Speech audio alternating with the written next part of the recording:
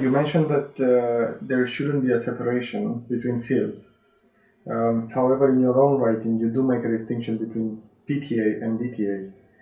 And our thinking was, do you see DTA as a separate field? I know we've just talked about this throughout this interview, but how do you see DTA compared to PTA? I don't see them as, it's not so much about the fields, it's almost like there's a philosophical difference or an approach difference. So the simplistic level would be to say, and what we said early to make it easy is DTA is those three fields and PTA is the field that's called PTA. The next differentiation that I talked about most was DTA works in the here and now, closest to classical school. People will regress, but our skills are in bringing them back and helping them stay in the here and now. Psychotherapy TA is more about working with the regression. So in a way, you want them almost to be regressing, and then they'll do their pattern with you, and you can understand what it is and help them with it and give them a good enough experience. So it's, are we working with them going back into the past, or are we saying no, stay here? Now that means the other difference is how deep are the issues. So if it's before they were 3, for example, so it's emotional brain stuff, P1, inside C2 as it were, then they probably need the techniques of cure. But if they manage to get up every day, go to work reasonably successful, and they're working on some issues, then they just need help to develop themselves. They don't actually need the whole thing about cure. And then I sometimes draw a little picture like pathways through a jungle or a mind map to say that, okay, we've got a core, whatever, script, life position, that sort of breaks down into beliefs and attitudes, and that in turn breaks down into lots of behaviours. DTA works with the behaviours and inwards. PTA works with the core and outwards. Doesn't matter where you work, it'll all change their script because it's a fractal. It's all joined up. So if we start from the outside, their script has to change. You can't do other behaviours and keep the same beliefs. Festinger, non-TA person, cognitive dissonance. If you're doing psychotherapy, you're helping change at the core, but then their behaviours will change. And at one level, if their behaviours don't, what was the point? So people would come for therapy because their behaviours are giving them a problem in the world. Right. But if they've really got deep issues, you're going to have to help them unpick that core so they can behave differently. If they're not too deep, then you can work behaviour inwards with their neocortex. Yeah, and I think what you're describing is a great way to integrate or even argument in favor of one TA, one field of TA and one Yeah, because field. we're all doing the same thing. We're Yeah. all working with human beings. All the theories work for all of them. But then it's the philosophical thing. Are we working to help people grow, or do we think they're damaged and they need to be cured? And there are some people it's not a nice, easy dividing line, but there are people where they obviously need the cure, and there are people where no, they just need help to change. So I started talking about DTA before positive psychology suddenly became fashionable, but basically it's the positive psychology version of TA. And coaching, because I think the whole coaching movement after 2000 moved into the same direction. Yeah, well, the coaching movement's been a bit weird because, I was one of the 5 original founders of the European Mentoring and Coaching Council. I sometimes look and think, what did I do? Did I create a monster? Because all they then did was introduce yet another load of qualifications. We'd said in the beginning we didn't want to do that. We were going to be the one that said that qualification equates to that qualification. We were just going to help tidy it up. But before you know it, we've got our own. But coaching is a bit strange, really. I've got a PowerPoint slide where I've got all these names of different forms of coaching. Nobody really knows what they are. Nobody knows how it differs to mentoring. And are we all doing the same things? But also, I was doing coaching using TA in the 1970s. You know, people have been doing coaching for years. All of a sudden, it became very fashionable. So now everybody's doing coaching. But then there'll be something else will come along after a while, and they'll all do that instead. Reading about developmental TA, we've noticed that there is a sharp focus on strength. Yeah. When you write about the potency pyramid, for example, you also write about vulnerability. Yes. Next to power and responsibility. What do you understand?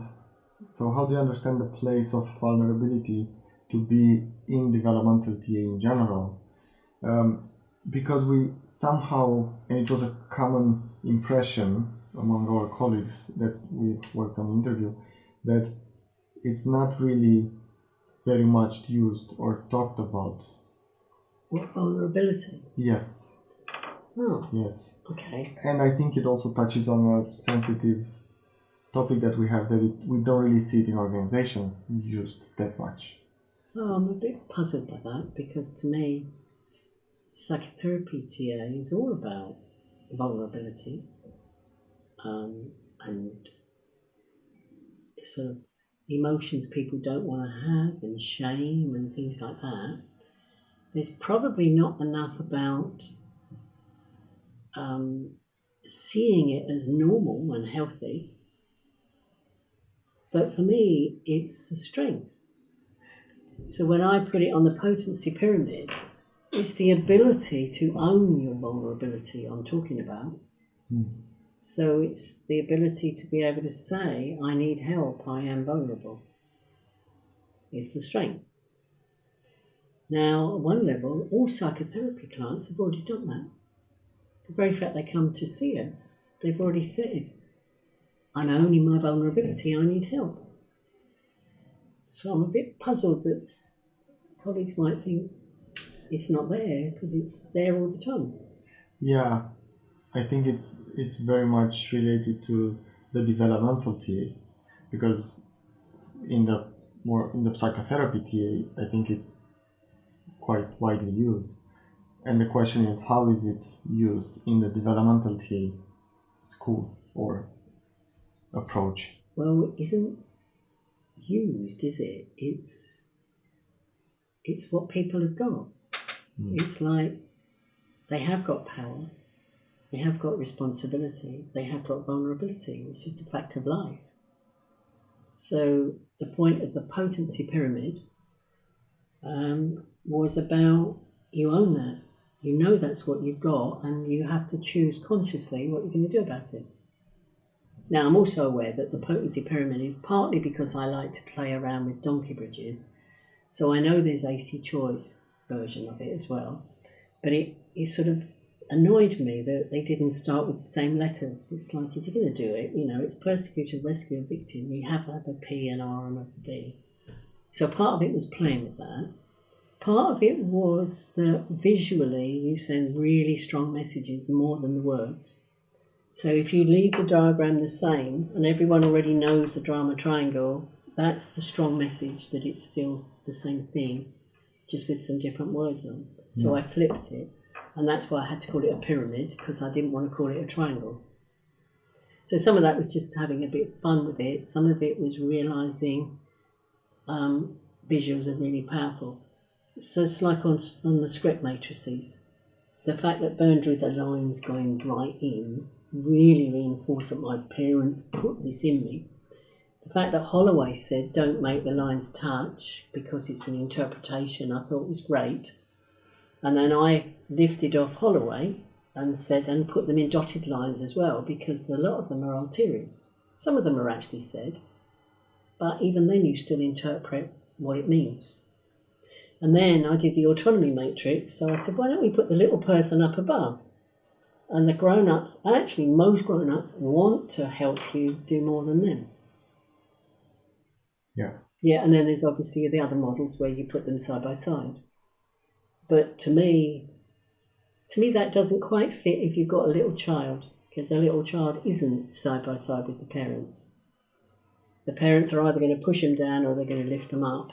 It's not a meeting of equals when you're a little child. If you would meet Eric Byrne today, what would be 3 questions you would ask him? I knew that question was on the list, and I was thinking, I'm not sure I'd ask him any questions. Because part of me thinks it's like really difficult realising just how racist and sexist he was and homophobic without even knowing he was. He was a person of his times. I mean, it was hippie era anyway, so a lot of the TA stuff is all about free love, which doesn't go cross-culturally very well at all. And when you look closely at his stuff, he really had a definite 60s sort of image of heterosexual good and all the things that go with that. So if he was still around now, he would have changed. Like in his writing, he already changed a lot. That's what causes a lot of confusion. He would contradict himself and then he'd write another book and he'd say something different. So I can't imagine that if he was still around, he wouldn't have actually changed with the times and been writing some more stuff that would update it. Because, I mean, even my stuff, it's nothing like Eric Byrne's stuff. And even mine, I look back and think, well, I wouldn't write that now. I'd write something else. So I don't know if I'd have any questions. I'd be really curious about, I suppose, the question would be, what's your current thinking? If you'd been around. Well, what's your current thinking about anything, really? TA. Bit like, like yours said to me, is there anything you've written now that you wouldn't have written or you would have changed? So you would go back to his writing or thinking? Well, it's more like if I'm supposed to imagine he suddenly reappears and he's been dead since 1970. Yeah, that's the scenario. I wouldn't be asking him any questions. I'd be saying, would you like to come and learn about modern TA? If he's been missing all that time, he won't recognise it. Not just mine, I mean, he won't recognise anybody's. And I might say, do you feel, how do you feel about the fact that the relational people have gone all the way back to psychoanalysis after you kept on knocking it? Well, that's quite a question. Yeah, it is. I'm like, how would he feel? But if he'd still been around, then he would have changed anyway. I can't believe he wouldn't have changed. He couldn't have stayed as stuck. He couldn't have carried on ignoring what the rest of the world was, well, some of the rest of the world was beginning to realise, because it's still really difficult in some places to be a woman or be a homosexual or whatever, or to be black. But, he couldn't have carried on since 1970 till now without actually noticing he was a bit out of date, which is putting it politely.